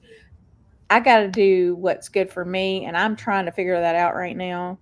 So, but it really, the keto police and the carnivore police, though, it really gets on my nerves. Seriously. We're all grown people. I don't want to criticize people that have a different opinion. I just want to provide people. No, but if they're pushing it on you, that's, I'll give an example. And this is, again, I have no I understand everybody has a different way and all that. I can't say that enough because I don't want to sound like I'm criticizing people or judging people, whatever. I take from people what I think I can use in my life, and I leave the rest alone. And I encourage everybody to do that, no matter where you're at. But somebody, I see this all the time on stream. Somebody sent in a stream on a chat I was looking at. I'm so sick and tired of meat. I can't eat another bite of meat. I don't know what to do. And, the person was like, well, you just got to challenge yourself and you just got to push through and you just got to overcome that thing and just fast until you're hungry. If meat doesn't look good to you, you're just not hungry enough. So I swear to you, you just got to fast until you're hungry. And when you're hungry enough, that meat will look good. That's not empathetic at all. That is just again, and that's okay. Listen, don't want to judge. Like if there are people who that will work for. Yeah. Now I don't have to add to that. I don't think this. I'm just quick. I'm wrapping up. I don't think that's most people, and it certainly isn't me. I say eat a salad. I mean, okay. There's no carnivore police is going to kick in your door and smack the lettuce out of your hand and haul you away to carnivore jail. I mean, eat a salad. It's not a big deal. Get back on it later. So that's a person I think who may have just forgotten. They've been doing it so long, that they've forgotten where they've come from. They've forgotten what they were. And tell somebody, well, starve yourself until you're hungry for meat. I mean, that's crazy to me, but that's the answer. And so that's the kind of stuff that I'm talking about in terms of trying to help people get there. And go ahead, Nicole. Sorry. You're good. I wish that someone would knock down my door and knock something out of my hand. That'd be awesome. I don't think anybody's knocking anything in Nicole's hands. I want them to be a firefighter. I just have this image in my head. So I just want to piggyback on what you said about fasting until you're hungry and that comment that was made, because I do see and I understand people mean well, so I'm not knocking anyone at all. I'm just saying this so to put the understanding and the education out there, because there's a couple things that drive me crazy when I listen to panels and people are asking YouTubers health questions, right? So that's number one, right? It's like me going on Facebook and I see comments like, I have this rash. Can anyone tell me what this is? I'm like, go to the doctor. I'm asking Facebook. That's the same thing that's happening with YouTube, right? I've been guilty of that. Ellie, go to the doctor. So I say that because I see the same three comments, and one of them is what Russ mentioned. So I see increase your fat, use electrolytes, and fast. Now, those are three pieces of advice that are common and that everyone says. And I'm going to say this for the millionth time, and the first time I'm piggybacking on Russ. So there's problems with adding too much fat. You will be running to the bathroom, among other things, vomiting. There are a lot of side effects to excess fat. There are a lot of side effects to excess electrolytes. You don't need to supplement or do anything crazy or extreme unless you're experiencing certain symptoms. And I don't recommend just, hey, I have a cramp, let me increase my magnesium or potassium or whatever. Like, get lab work done and see exactly what's going on, because if you overconsume something, that will also give you issues. And then to piggyback off what Rhett says about the, fast until you crave meat, there's multiple problems with that. First off, and I lump everything into emotional eating because it's all the same thing. Sugar addiction, carb addiction, you're stress eating, you're boredom eating, you're eating when you're happy. It doesn't matter. I just lump it all in the same bucket because your body responds the same way, right? So the main problem with giving advice like that, and that drives me crazy, and people don't realize because they just don't know, and they're just trying to help. But the problem with giving advice like that is because if you are so metabolically damaged and you have been eating an extremely high carb diet for most of your life, you're signaling your hormones, your physiology is going to be a hot mess dumpster fire. So you are not going to be able to rely on your natural hunger cues because you don't have natural hunger cues at that point. So you have to heal before you can eat when you're hungry and stop when you're full, your gauge is going to be jacked. So your body needs to heal before you can completely trust in your body's signaling and what your body's telling you. So that's my main problem. That's my main beef with that statement, is because that advice is given, but the problem is that person that is receiving the advice is not able to follow that advice because their signaling is not on point. Their signaling is based off of all the years of eating like garbage and not meat. It's going to take months, maybe longer, depending on how damaged they are, for them to be able to trust their signaling. So it's going to be on meal timing, like eating. It's like setting times for yourself and eating or whatever you have to do. But that's my main beef, and I wanted to piggyback on Russ because I have been seeing that a lot, and that advice is flawed and can do more damage to the person than they even realize, because again, they're trying to help, but it's not helping.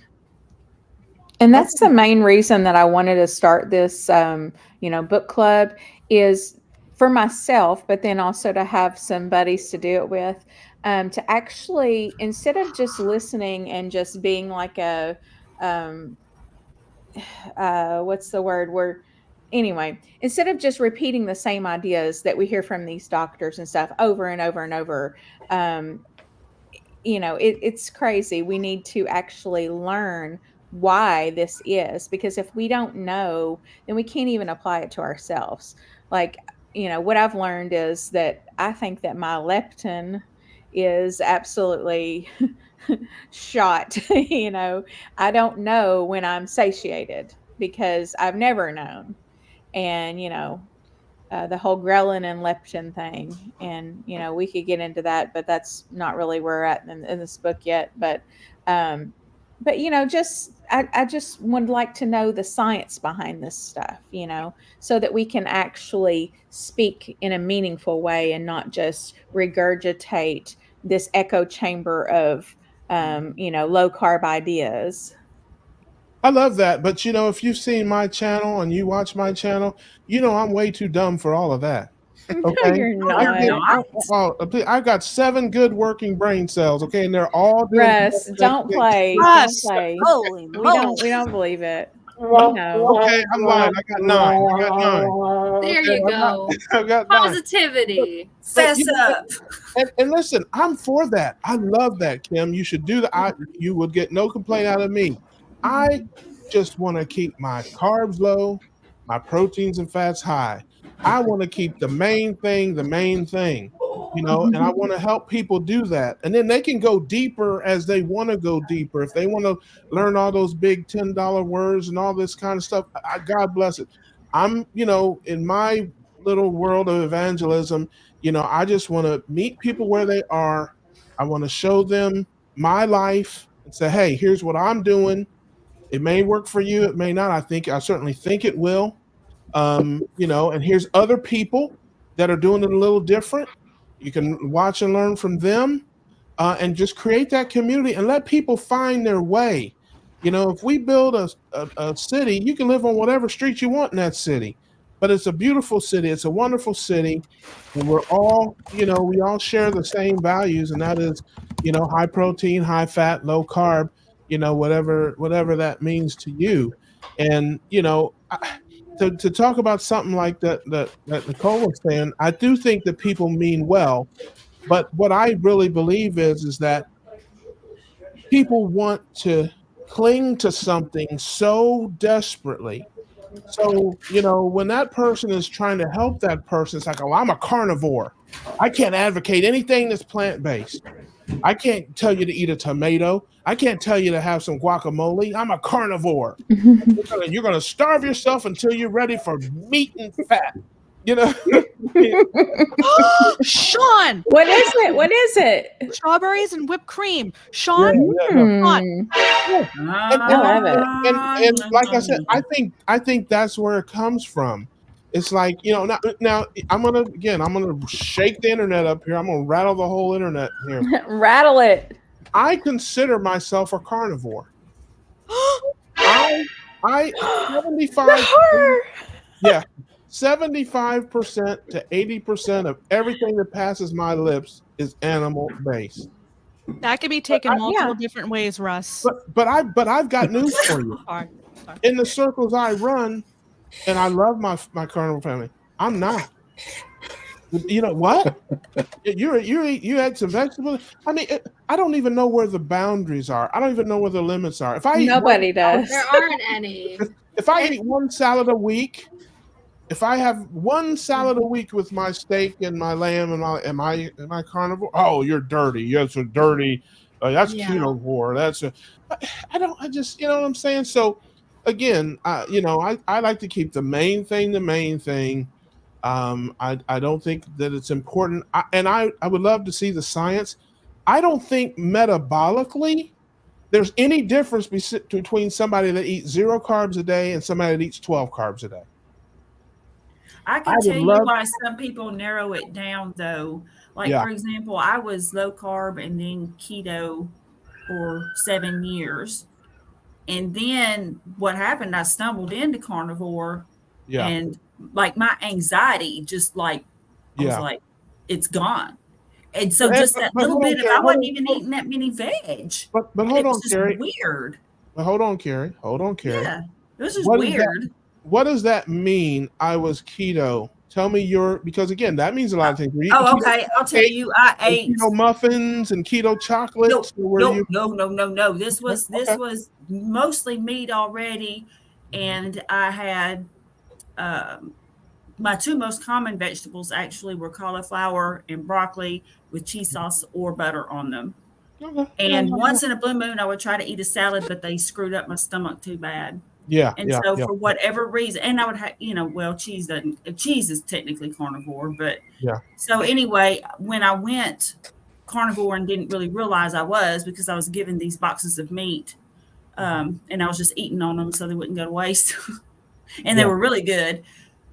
I found out that I was carnivore, and it was like, wow, okay. But then I started noticing things that I never noticed before. Like I wasn't anxious anymore. If I had to give a presentation at work or talk on a Zoom call or just whatever, I wasn't nervous about that. If a bad situation came up, and Lord, I've had several in the last 6 months, for example, I was calmer about it. And so I have recognized a difference in it. But I was not intending like, oh, well, I'm going to go carnivore and I'm going to be strict and I'm pretty consistent. Yeah. But I do not, like, for example, I know that when Thanksgiving comes, I'm going to have mashed potatoes and we'll have some sweet potatoes. Are you kidding me? I'm jumping headfirst into them. You better believe it. No bread. I won't do bread bread or pasta or anything like that because it will just mess me up too bad. But and once in a while, I will just plan for it. I will just say, and I know too from last year that those foods did not affect me negatively either. Yeah. I think that's awesome for you. And I'm so happy and glad. And I think it's wonderful that you identified those things. And I always say, and I'm the first to say, I am so fortunate and so blessed that I only had one issue, and that was being heavy.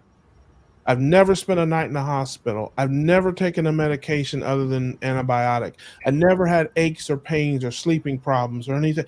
Never had any. I was just so heavy that I could not support my weight. I couldn't stand long enough to shave. I couldn't take my trash there. That was it. That was my only health problem, was just being heavy. And it's crazy when I think about it. That I thought that the reason I didn't have any other health problems was because of all the fruits and vegetables and grains that I was eating. That was what I thought. I'm like, thank God for this fruit and this oatmeal and this granola and this broccoli, because man, if I didn't eat that, I'd probably be dead. I mean, because again, at 500 pounds, my A1C is 5. My fasting glucose is 96. I mean, it's like I don't have any of those things. So I hear you, and I see you, and I know there's millions of people like you that have issues where 20 carbs a day, especially if they're the wrong carbs, really turns them upside down. I understand there's people out there that when they go to a restaurant, they have to ask, is this made with a seed oil? Is this made? Because it turns their world upside down when they get a little bit of that. I'm so fortunate that that is not my struggle. That is not my mountain to climb. And so, yeah, I can be a little more loosey-goosey. I don't, don't get me wrong. I care about those things. I don't bring them into my house if I can help it. Right. But when I go out to a restaurant, I don't ask them what it's cooked in. I don't ask that kind of stuff. But yeah, I read labels when I go to the grocery store. And if I see the seed oils and things, I put it back or whatever. But I don't go to that extra mile. But if you need to do it, you have to. Let me tell you, the beauty, in my opinion, of our lifestyle and the way we live is how easily and how it is to customize it to your own taste, your own health issues. That is what makes our way of living so different. If you get on Weight Watchers or if you get on Nutrisystem or some of these other programs, you have to do what they tell you. You got to eat this at this time of day, and you got to eat that little kiddie TV dinner at that time of day. You have to count these points, and you have to this and that. And with our way of living, man, we've got a wide spectrum, and we've got so much. And to pigeon that off to say, no, it's just meat and water. I mean, that's just not a message that I think the masses of people are going to, be able to accept and or stick to. And so I prefer to have the big tent, to share my numbers with people, tell them how important it is to keep those numbers as low as possible, and then let people find where they are, where they have their optimum health within that range once they have that ketogenic knowledge. That's just my view. If I could share. And we're all at different places on the spectrum too. Sorry, go ahead, Ellie. Oh, thanks. This is actually something I'm really glad you brought this up because I've only really shared my struggle. So I am carnivore. Maybe I have like 3 carbs a day if I eat cheese. Oh, who cares, right? But it's like, but it was something so it's been about 6 months for me and I've seen great change in my life. I talk about that on my YouTube channel and I love, because of it, I get to meet all you guys. That's my favorite part. But I was really struggling with that dogmatic mentality. I felt like I had to be it was different from like calorie counting where I had to be perfect and I would beat myself up and everything like that. With this in turn, I was eating the food and I was feeling good. So it was like all positive, but I felt like I could never stray off of it. Like the idea, like the holidays are coming closer and closer. And it's like, I wonder to myself, like, am I going to want to like eat mom's stuffing? Am I going to want to eat like rolls? Like, will I be able to handle it? Because I'm an emotional eater. That's my, everyone's different, but like, that's something that I've pinpointed for myself, that I tie my emotions to food. And so I'm really glad you brought that up because I think a lot of us are pretending like we're not, super strict and we're putting so much pressure on ourselves to be perfect all the time, especially since I have a YouTube channel. Like I want to have transparency. I don't want anyone to ever think like that I do no wrong because I lost this many inches this month and I lost this much weight, because I've had consistent weight loss and my body's changed completely, which I'm not like, bragging or anything like that, but that is my truth. And so I'm really glad you brought that up because I feel like some of us are silently like wanting to be more like that, but we're afraid of going backwards. Hey, listen, let me tell you, it's not easy. It's not easy. I didn't wait until I lost 300 pounds to come on the internet and look at me. I came on at 500 plus and said, hey, I think I found the key for the first time in my life. I think I'm in control of this thing and I want to share it. And this is how I'm doing it because this is the only way I can do it sustainably. And I know that if I'd have tried to, I say it all the time, I'm not a Navy SEAL. I don't need to push myself and challenge myself. I don't need hell week. You know what I mean? I'm just a guy trying to get healthier. And it's like, if I were to torture myself and kill myself and push myself, could I have lost more weight? Probably. But I also might not even be doing it anymore because I may have tortured myself and beat myself up to where I just say the heck with it. So it was more important to me to put together a lifestyle that I could do until I'm dead than to lose a bunch of weight real fast and then try to figure it out. That's just, again, that's the way I chose to approach it, because you guys know Carnivore Cure, Todd Bachnis. That guy's lost 300 pounds twice, man. I can't imagine that. I can't imagine the torture of losing 300 pounds, gaining it back, doing it again, gaining it back. I can't imagine that.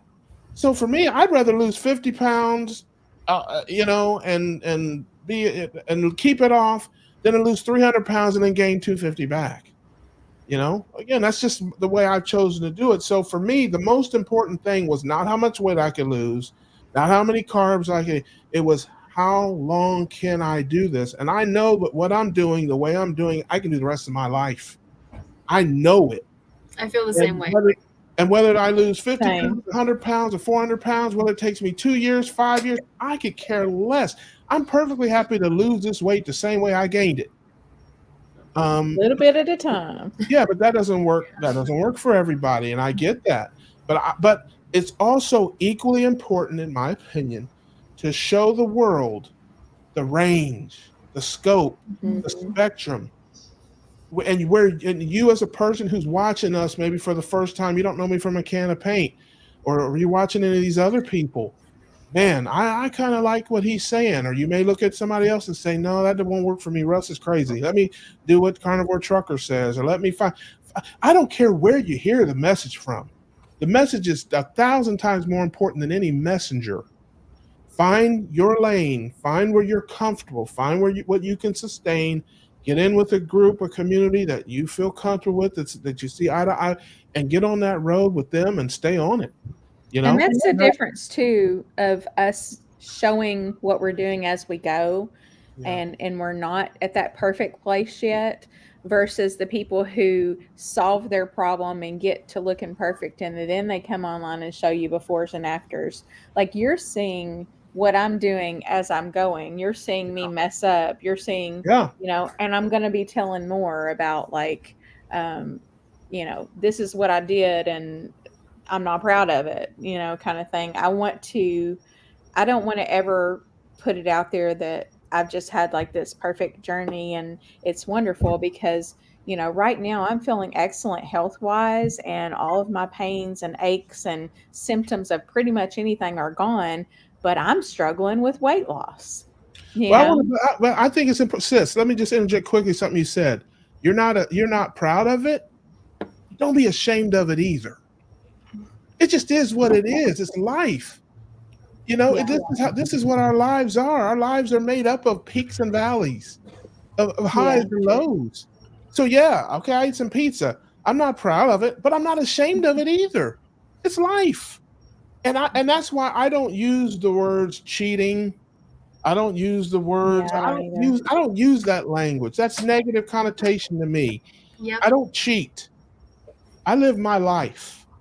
I have my normal routine, what I normally do 90% of the time, and then I have my 10% of things I do 10% of the time on vacation or on a holiday, or when somebody drops by the house with a pizza, or whatever the case may be.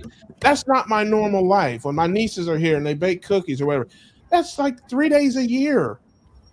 I spend on average 325 days a year or more at home. Yeah. Okay, let's face it, 365 days in a year. You take a couple weeks vacation, a weekend trip here or there, you're away from home probably 30 days a year on average. I mean, Carnivore Trucker's a little different. Probably he's on the road more so. Yeah. But for an average person, you're home 300 days plus a year. For me, I think I just wanted to say real quick, I think for me, it's like I struggle with the perfectionism, because I remember where I was and I'm just like so desperate not to get back there again. Yeah. Like, I don't want to have, and I don't want to have the boils anymore. I don't want to have the depersonalization disorder, and I don't want to, feel ugly next to like my husband who's really like has a good body, and it's like all these things like stack up on each other. And so like I think that I like what you're saying, and I'm really like soaking it in. I'm trying but to. let me tell you this, sis. Yeah. Let me tell you this, and you got to Lay believe. it on me. No. I can keep it real. Tell me. 100% real all the time. You got to believe this, and you got to know this. You could never, ever go back to your old life because you know too much. You had those problems years ago, and listen, I got this size on ignorance and a little bit of silliness. I mean, okay, I gotta take. Listen, I talk about it, man. I was a happy big guy into my 40s. I was that dude. I was Big Daddy, Papi Grande, baby, come rub my belly. Okay, I was that dude. I had no problem with women. I had no problem with social life. I mean, I had a lot going for me. And I was big dog, big daddy. Come on in, big guy, hang out with us. I was on the corporate softball team. I had that on the back of my surfer, big dog on the back of my jersey. I mean, I embraced that, being a big guy. And it wasn't until I was in my 40s and I injured myself and that spiral started spiraling down that I realized, man, I gotta do something. And then I started doing what I thought I should, and it got worse and worse and worse. And I spent years killing myself to lose weight, doing the things I thought I was supposed to do. It was getting worse and worse and worse. But here's the difference now. I know now what to do.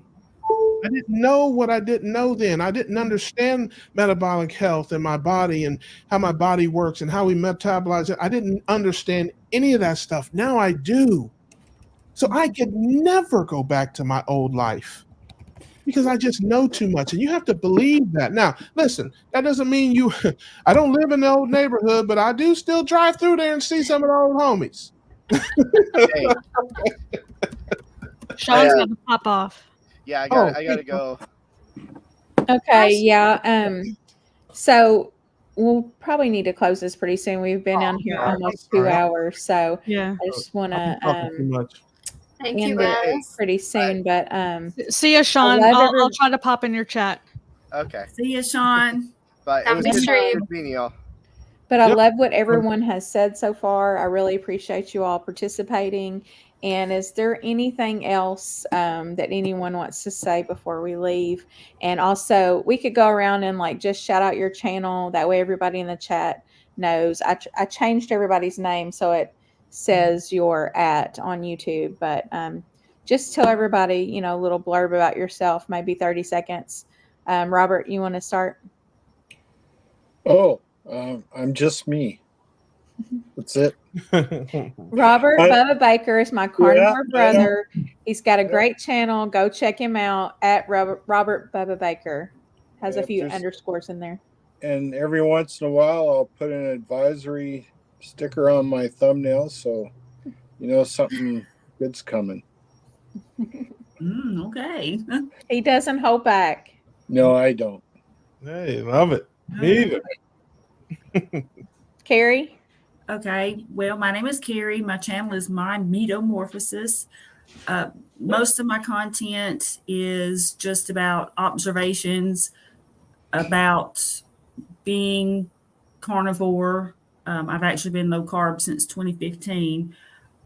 I'm also trying to spread the word that eating this way helps with mental health issues, specifically anxiety.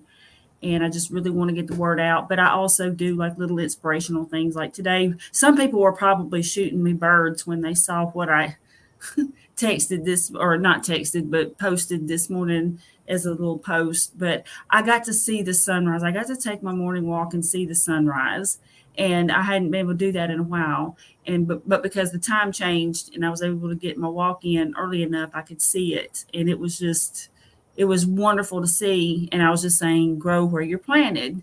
My dream is to live in the country, but I'm not there, but I can appreciate what's around me, that kind of thing. But so sometimes it's little inspirational things like that. And sometimes it relates to carnivore. I guess the morning walks kind of do. But anyway, just come check me out. I also will offer any encouragement I can give you. I will answer any questions I can. And if I do not know the answers, I will be happy to direct them to someone who would. For example, if it's a nutritionist question, it will go to Coach Nicole.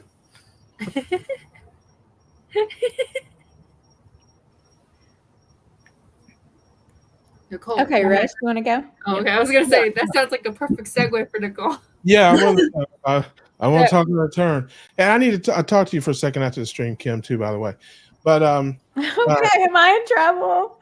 What'd you do? I don't know. Good trouble. No, but do you need a ride? Do you need Kim to drive you somewhere?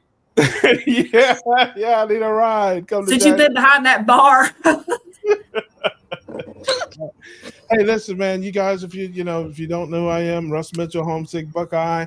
I'm just come to my channel for ridiculousness, hijinks, and tomfoolery. I just try to make people laugh and smile. That's mostly what my site is about. But I do share my life with people, and I'm the world's foremost expert on my opinion.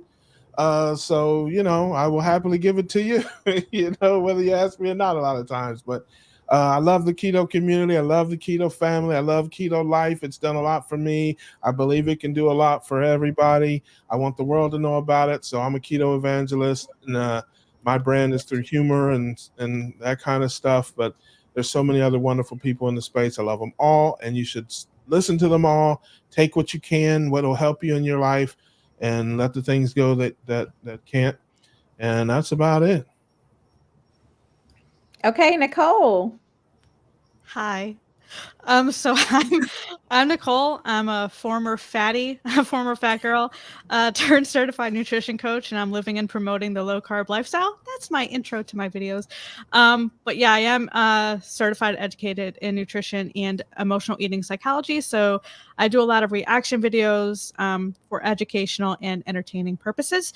And I also promote the concept of food freedom and try to sprinkle in some emotional eating education in there as well. So yeah, so if that sounds interesting to you, I'd appreciate the sub and the support. Okay. It's me. It's my turn. Yeah, you're up next. Hi, my name is Ellie, and I have a channel called Nourishment Redacted. And I woke up one day learning about keto and then later carnivore, and my life has changed forever with weight loss, mental health, spiritual health, just everything going up. I was able to become a mom, and that to me has given me the most purpose in life, being a mom and being a wife. And so I want to encourage people to come to my channel if you need someone who can be your friend, to show you that you can change your life. You can do better if you not do better, but you can feel better if you take your nutrition and your life in your own hands. And I'm very passionate about children's health and being a mom. And so just from my regular videos about my weight loss and mental and spiritual health, I have 2 live streams that I co-host. I have Lioness Lifestyle Live, which focuses on women's health. And I have another one called Mother Knows Best, where I invite carnivore moms and other experts to talk about children's health and the family. And so that's it. Okay, so that's it. I guess I'm the only one left. So my name is Kim, or Nurse Kim, on YouTube. I am a nurse, however, I'm not your nurse. And anything I say is my opinion. It's not anything, I mean, it may be based in some stuff I've learned in nursing, but, I like to go beyond that. Like, I think we need to improve what we're teaching to patients. So I would like to help people in a way on YouTube that I've never been able to help them in person. I have helped a lot of people, but not in this particular way. So I would like to help them avoid getting their legs amputated and avoid losing their eyesight, and just various things that I've seen people for over the years. But anyway, my channel is Nurse Kim. It's at Nurse Kimberly Lane.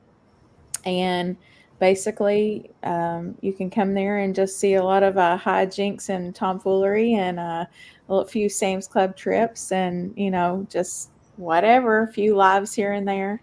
But I would be glad to have you if you want to come over and check us out. So when are we meeting again? When is the so what we'll do is, this was chapters 1 and 2. I think I'm going to try to outline next time a little bit better. This is my first time doing this, so next time I'm going to kind of have a little outline of the headings. That way we can flow a little bit better. But we'll do, what do y'all think? Chapters, let me look at the, hold on one second. I promise I'll have the book by then. Yeah. I can't read. I'm illiterate. So I almost think she's got the cliff notes. So the book is divided into parts, and it has chapters within those parts. So part 1 was chapters 1 and 2. Part 2 is chapters 3, 4, and 5. How about we do that for next Sunday? 3, 4, and 5. Yeah.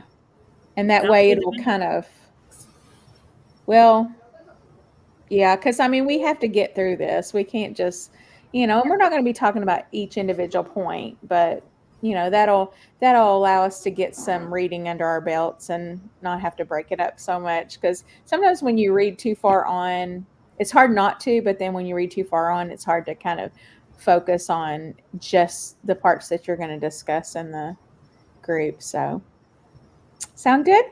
Sounds good. All right, so next Sunday at 5 p.m., and I will try to have the link out a little bit earlier so there's not a lot of confusion. And that's all I have, really.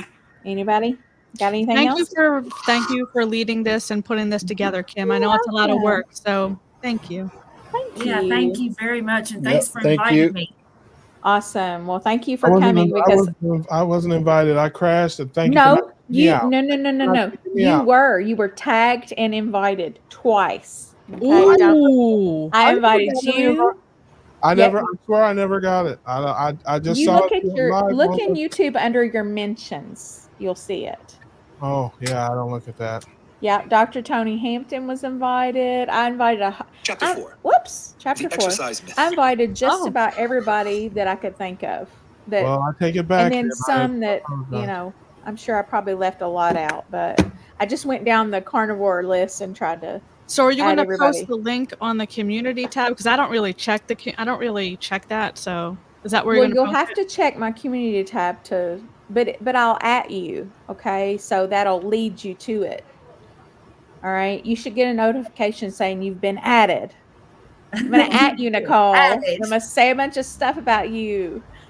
Okay, go ahead. I'm not. Well, I'll talk after the stream. I don't. Okay. But yeah, just know that it's next Sunday at 5:00, and we can be here, and hopefully we can do it in a little bit less time, because I think 2 hours is a lot on Sunday evenings for people. But it's the first time. It's going to be a little bit rough. All right. Cool. Well, thank you everyone. Okay. Good to see you. See you all. Okay. Bye, everybody. Bye. Bye. In stream. So